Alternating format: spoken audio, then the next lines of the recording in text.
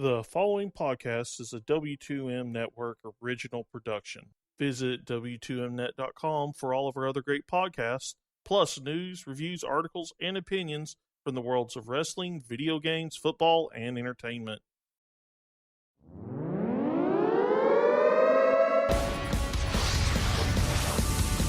Wrestling to the Max Smackdown Review.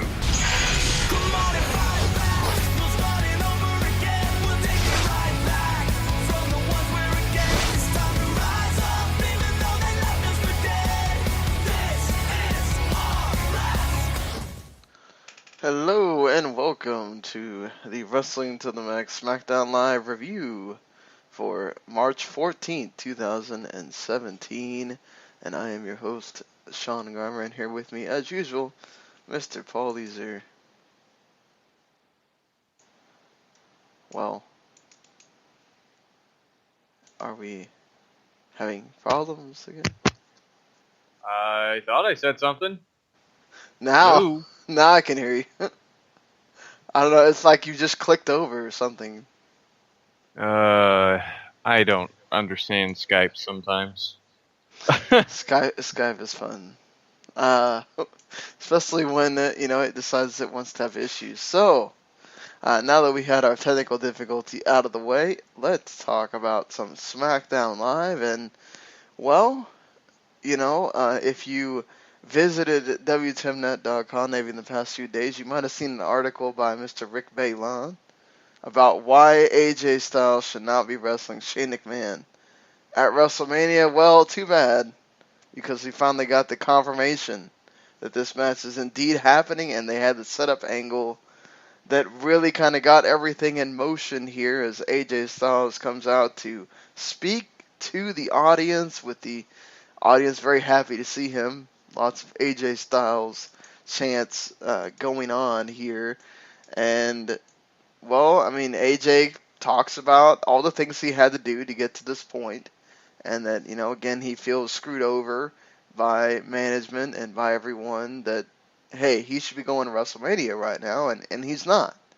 And, I feel like he was intense in this. He brought up the good point about how, Randy Orton should be in a jail somewhere, probably, for burning somebody's house down. But, this is why this is wrestling. These things can happen, and they have no repercussions in wrestling life. So, I think that was a good setup to everything.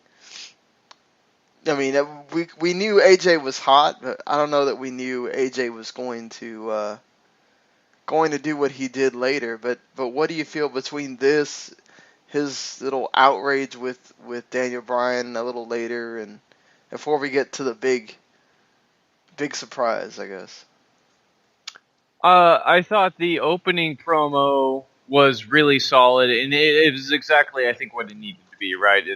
AJ has very clearly been slighted in all of this, and seemingly misdirecting his rage at somebody who actually supported his claim originally, and all these other things. But it's so easy to see his point in all this. I think it's really hard to want to rally against him at this point. Later on, I think that becomes much more muddied, but the opening promo, for sure, he has legs to stand on in this argument. And as great as the angle was, it's not exactly heelish, No, yeah, exactly. He's the one the company is going against right now. Management is going against, and every time that he should have been given a one-on-one shot, he didn't. But he went through all that. He earned his shot, and then, he loses in the match that I guess says, no, you don't get the title shot for WrestleMania. But, just because Randy Orton all of a sudden decided he wanted to be in the match, that seems kind of unfair to somebody that really earned it, but technically Randy Orton also earned it as well. So, I mean, I don't know what AJ is really looking for. If you think about it, it's like, well, you're either going to get a triple threat match at Mania, or you're going to have to go through what you did and you lost. So, either way, you're not getting your one-on-one shot with Bray Wyatt. So I feel like you're going to be complaining all for naught at this point. It's still technically owed to him, though, is the point. Like, he never did get the one-on-one rematch that I'm assuming was the rematch clause in his thing. So, yeah, I mean, all that aside, it's the crowd is super into him during this. They're cheering him. There's a lot of cheering for when he talks about how Cena was just sort of gifted a title shot and how all these, Orton committed arson and now he's in the main event of WrestleMania while AJ is left, sort of at the wayside. And it's hard to really rally against him when he's making solid points. Yeah, he's making totally valid points. And I think that, I feel like the crowd is sort of on his side anyway, just because they realize how great he is, and Right. just how I feel like even with the Cena feud, you had plenty of people that still wanted to cheer for AJ Styles, and just it's not going to take a whole lot if they ever want to just turn that other shoe, I guess, and have him be a face, because he's already there pretty much. He just does things like what we saw backstage as AJ was, pulling his best Attitude Era impression with. I just felt like all he needed was a pipe, and then he'd be doing the Triple H or somebody else waiting to attack someone. But I mean, for the most part, I felt like that was a really believable confrontation. I mean, AJ just absolutely walloped Shane, and then he, throws his head into the car window, which, causes him to be busted open, and, he has to go through concussion protocol and everything else. Daniel Bryan winds up having a confrontation with him, backstage in the parking lot area, fires AJ, and he is escorted out of the building. Of course, we don't even get to know really what Shane said, because it cuts off, because I think people didn't realize that it was, 9:58 Eastern time when Shane McMahon is about to walk out there, and it abruptly cuts off at 10. We obviously, I guess, USA does not want to give SmackDown 5 extra minutes. They do not get the Raw overrun ever, I guess. But, it basically Shane confirms that, okay, well, you wanted somebody for WrestleMania, you got me at WrestleMania. So that match is happening. Do you feel like the end justifies the means, I guess, that beat up in the parking lot, is that enough for you to really justify having this match and saying, okay, I'm on board, or you're still not there? At the moment, I am into this story. And I think it helps that so much of everything that they did after the AJ promo really helped set up what they were trying to accomplish here, right? We knew AJ was going to do something rash, and I would certainly say throwing your boss through a car window is rash. Yeah. Not even discounting the total ass whooping he gives him before he does it. And whether it was accidental or not, Shane getting cut open on top of his head and having blood pouring off to the side of his face created this absolutely wonderful picture to really sell everything. Like AJ did him dirty, right? I mean, he beat him up real bad and all of that going forward. And I will say this too.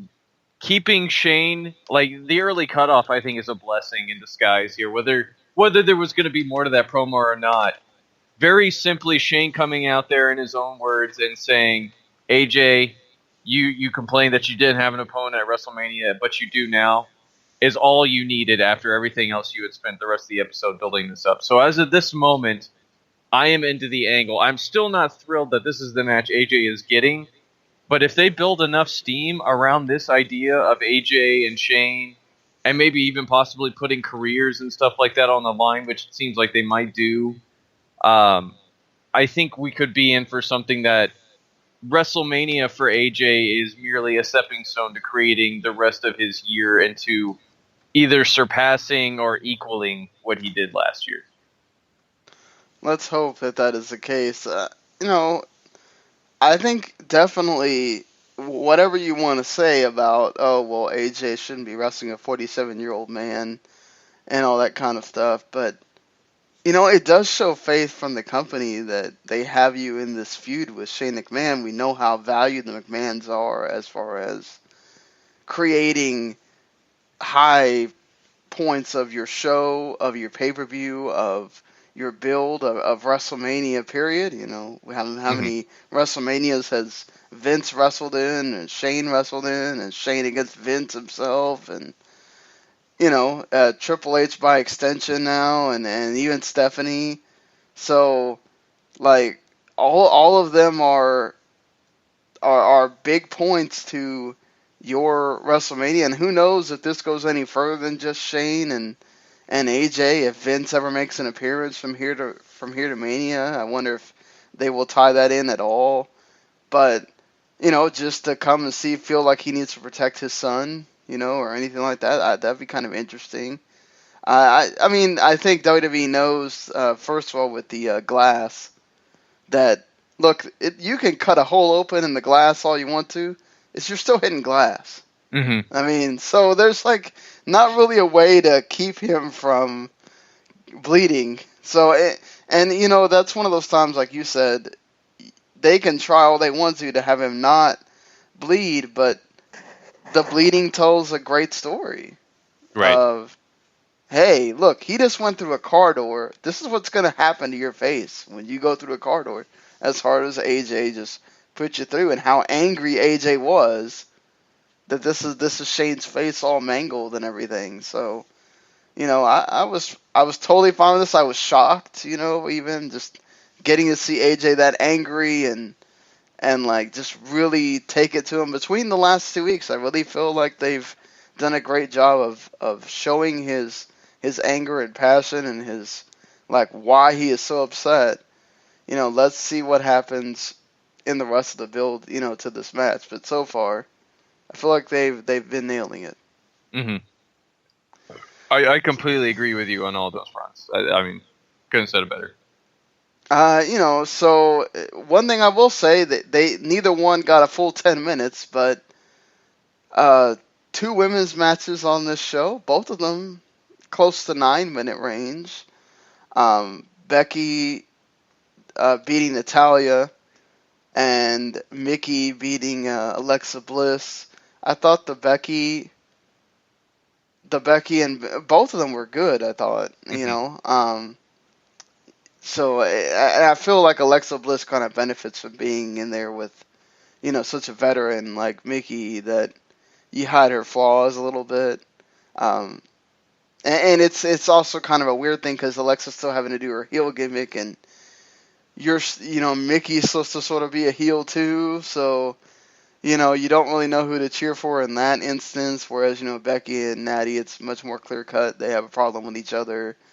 But I thought both matches were good, and both of them kind of continued to set up the thing, especially with Natty and Becky, where Carmella comes out and just, I guess Carmella is the Shawn Michaels to Natty's Bret Hart. We're just gonna start super kicking people, with Natty doing the Bret Hart, catchphrase and everything now.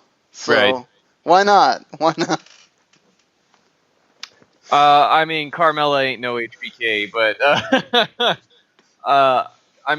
the women get the lion's share of the wrestling time this evening, which I think is something that should be noted. They're pretty much 3/4, I think, of the wrestling time you got, and both the matches are good.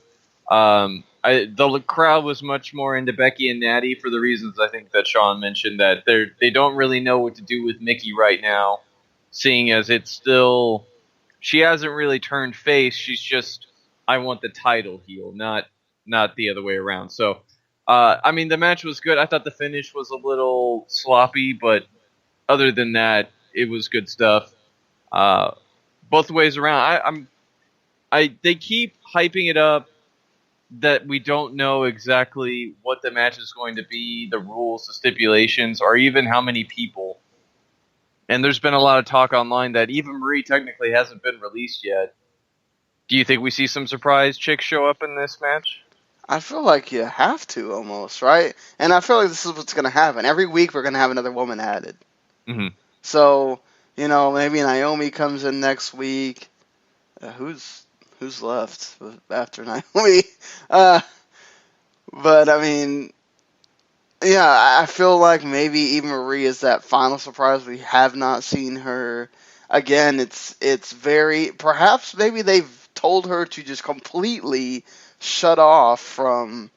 Maybe this is a WWE directive of shut off completely from talking about wrestling. Do not even let people think that you're, coming back or anything like that. And all of a sudden, it's just a total surprise that she's there. Not that people are going to be happy about it, but it's something. I just don't know. I mean, I remember talk about the whole. Is one of the women that WWE's reached out to. Could Kelly show up? Mm-hmm. Could Lita show up? I wonder if that's what they're kind of holding out for. Whereas Raw, it's all set. If you're really promoting this whole thing about we don't know what the rules are, we don't know who's all going to be in the match, there's got to be some kind of previous, women's wrestler that used to be with the company that's coming back, or I don't know, maybe I just as like NXT is pretty much set, so they can't really call anybody from there either. But like it's got to be that. It's got to be they're bringing somebody back. Yeah, I'm right there with you. Whether it's Eva Marie, whether it's Kelly, who somebody did mention tonight in a promo, and I'm escaping who it was. Oh, it's the Maurice thing we haven't talked about. So I mean, they're mentioning things. I mean, we could see it. I mean, we could see Asuka for all we know too. They could even save a surprise for WrestleMania. We may not. I mean, there's still 2 SmackDowns left to go before WrestleMania, but there could be someone who just shows up like last minute signing for SmackDown, and then out comes Asuka or something like that, and there's a lot of possibilities to go with. But I mean, this field will be no way set. I think even up to the opening bell of WrestleMania.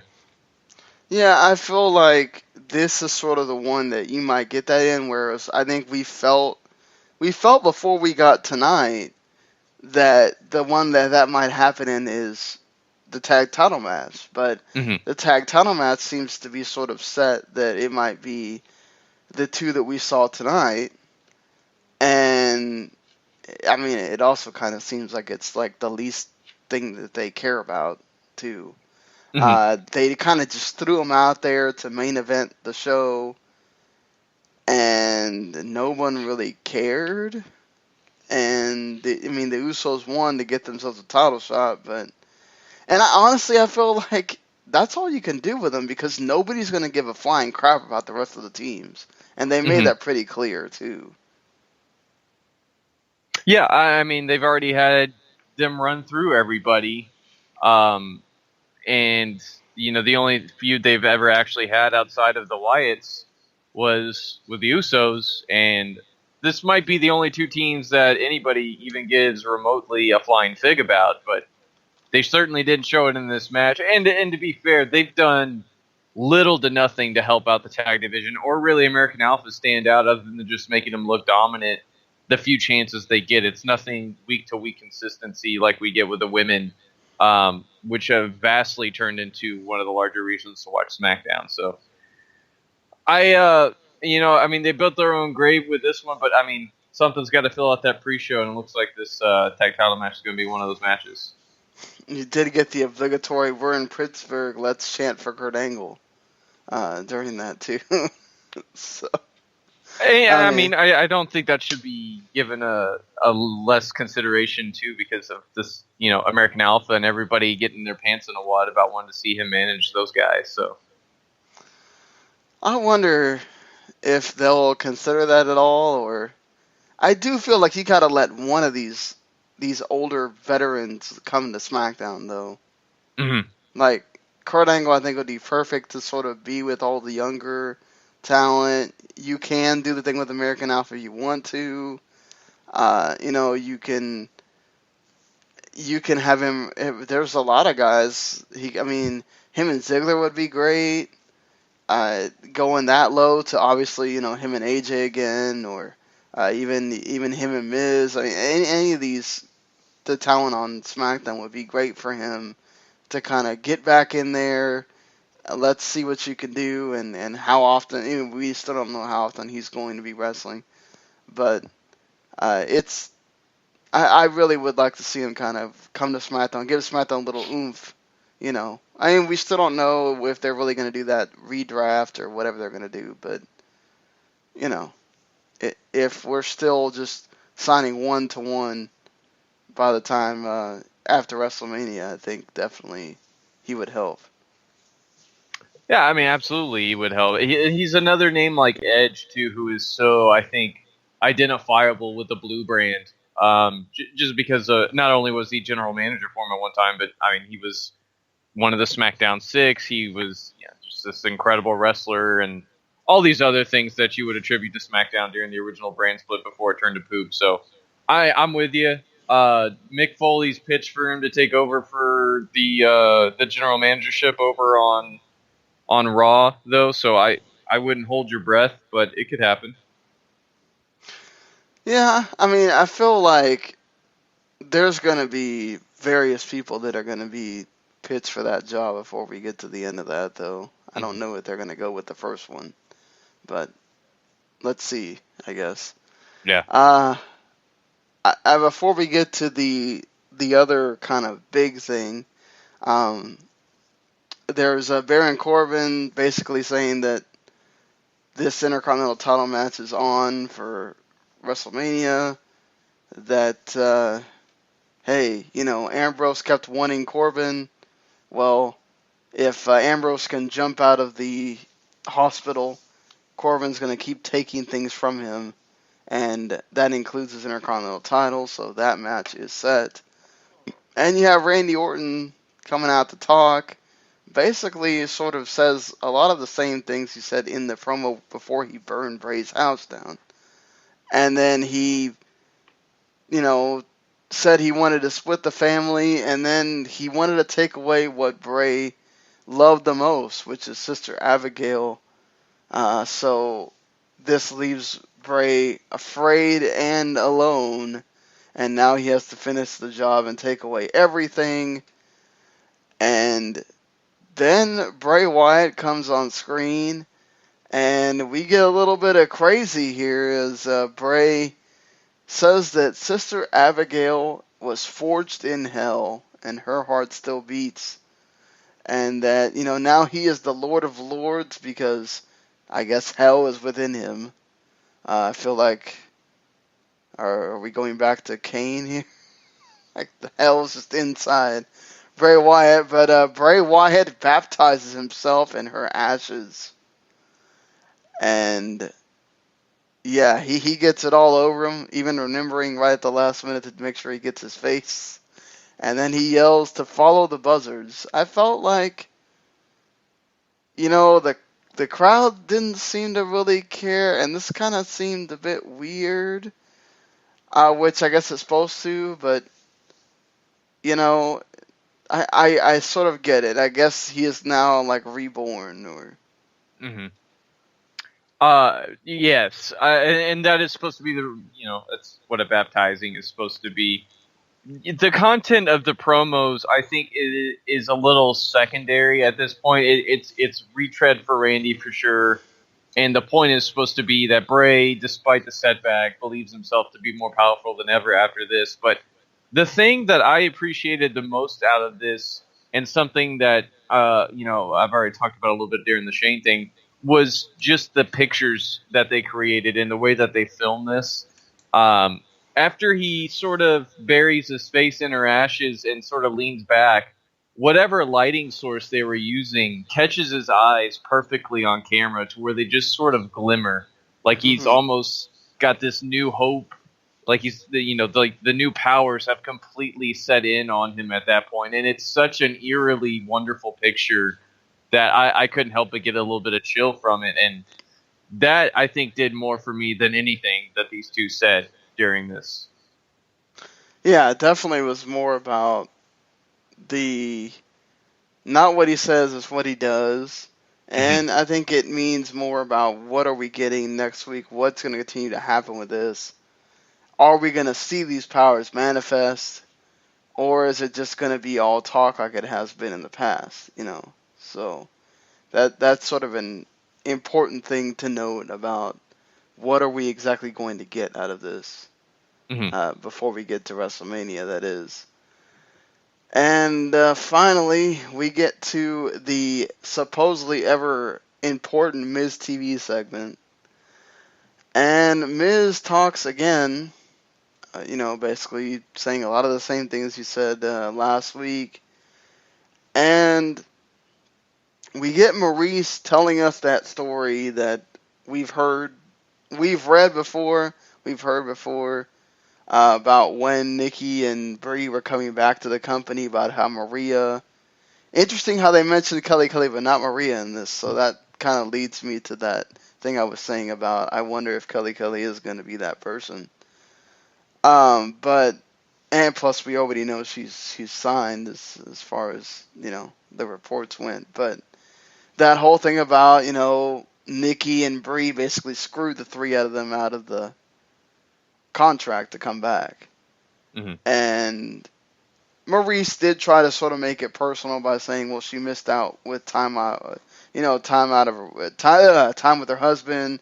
Like Nikki got to be with Cena the whole time, where Maurice didn't. Uh, it's still hard for me to really care about that, honestly. But it's a little bit more fuel to the fire for people who don't know that. And I mean, Nikki also obviously tried to downplay it and say that Maurice needs to focus to get back on wrestling, which she hasn't done. And Miz, they don't really point out what she's done in the ring, but Miz tries to say, hey, she doesn't need to prove herself, which, if you watched her back then, you obviously know that, but not if you haven't seen her. And yeah, now we're going to have a face punching extravaganza at WrestleMania. But yeah, did this do more for you than say last week, or are you still kind of in the same spot? The thing that continues to impress me about this feud is the Miz's delivery and how that is seemingly carried over into Maurice seemed much more poised and much more, I don't want to say fully back into the groove that she was during her original run, but she was certainly much more on the ball this go around with the promo and everything. Once she got through the beginnings of it, because at the beginning of her, she was a little shaky, and then by the end, whenever it got to the go home part, she absolutely slayed this. And I thought this was well delivered. The content, as you said, it's the same stuff you hear about seeing all the time from the Miz. Maurice gets to add her part, which I think helps a lot. Because as we said, I think maybe 2 weeks ago, or whenever this first started coming up, it seemed very one-sided as far as Miz Cena, and we hadn't really had a lot for Nikki and Maurice to pop out. And I felt like this did more to help that side of the equation, to really help that build. And Daniel Bryan stepping in and sort of sealing this with all the reasons of what the Miz has been bugging him with, and the obvious familial connection on the other side. I think it really helped to build this into something. I don't know if I'm, terribly interested in the match itself, but the build for it, I think, has been good. Yeah, I mean, this is going to be, now that we've kind of laid that one out there, what else are you going to have to really, stick them with next week that's not going to be the same thing over and over? Mm-hmm. That's going to be the challenge here with the 19 or 18 days you have. Well, technically for me, it's 18 days right now. You have left before WrestleMania. Are you going to stop having them speak, and are you gonna maybe give Maurice a match so you can kind of see what people who haven't seen her. I don't think it would be bad to give her a squash, or I mean I don't know who's there. You can just bring in somebody to have her squash in a couple Mm-hmm. of minutes just to let her get some rust off and just so people can kind of see some things from Maurice, but obviously they don't have to do that either. I mean, they still got some weeks left, so let's see what they do with this at the end of the day. I still feel like I need some more before I fully get invested, but I have liked some of the build up here. Mm-hmm. Yeah, go ahead. No, I completely agree with you. They can't sacrifice anybody they have on the main roster for the women here to feed to Maurice because they all are going to be involved in a championship match. Right. So definitely bringing in local indie talent for Maurice to squash would work. Having Miz and Maurice play the flip side and trying to do the Carmella Ellsworth match again with those two, I could see them doing too. Just Miz and Maurice looking to prove that they're better. But I think the first idea is a much better one. It still leads me to think too that, and apparently now it's becoming rumor. Something I said. I know I'm not probably the only one that's ever said that. I don't, but I didn't hear anybody talking about it when I said it a couple weeks ago. But it still leads me to think that we're gonna get Cena proposing to Nikki at WrestleMania by the end of that show. I feel like it's sort of it's bad because it's bad because it sort of goes with what Miz has been saying, right? Mm-hmm. Like, by the time you get to that, that's what it's gonna feel like. It's gonna feel like that's how you make it right for Nikki, but then also again, it's like that whole thing he keeps saying about Cena's image and how much he thinks, Cena's important, or how Nikki is important to his brand and all that stuff. But I will say, if you're going out on Nickelodeon's Kids' Choice Awards and calling, somebody the love of your life and all that stuff, but you're not willing to, like, pop the question, there's something inherently wrong there. I know that's all an act too, but I mean, look, you're going on a different show that has nothing to do with WWE. You're saying those things. You're having her be there with you on stage when, you don't have to do that. I feel like, yes, it's wrong. It would be wrong in that sense of what Miz is saying, but it's also like, I think like a culmination of everything for both of them and whatever. So that it would be kind of a cool moment at the end.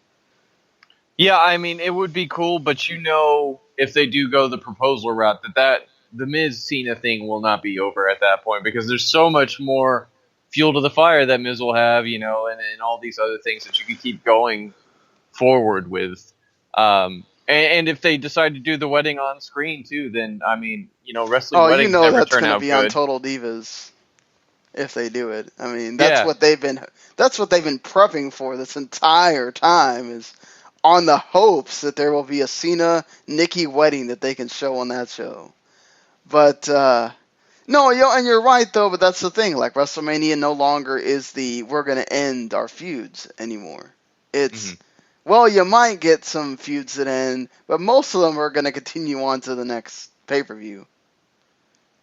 So I mean, you're right. It's possible that there's also something in there so that Miz has more to say after that too. But I think all we got to do is rate this show. You don't want to talk about the rousing match that Dolph Ziggler and Mojo Rawley had? I forgot about that match. I'm sorry. Basically, it was there to promote the Andre the Giant Battle Royal and have Dolph get eliminated a bunch of times, and then I think he finally pinned Dolph. Is that what happened? Dolph walked out because he believed himself too good for Mr. Mojo, even though he was getting his tail kicked to him for the entire 2 minutes. Oh yeah, that's right. Rousing to say the least. Yeah. Like I feel like I wonder if Dolph's back in that I don't care territory again, but I can't blame him either. But still. Yeah, I can't either. He's getting saddled with a lot of guys who SmackDown is not done right by, and now he's finding himself on that same level. I mean, I'm sure Dolph will end up being in this Andre the Giant Battle Royal thing along with Apollo and Kalisto and everybody else he's wronged, and you'll have that story working in there. They announced Kurt Hawkins for the Battle Royal today too. So there's a whole 4 people in there now, and I mean, we all know. I think at this point it's going to be pretty obvious that Braun's going to end up in there and winning it. But I struggle to care. I really do.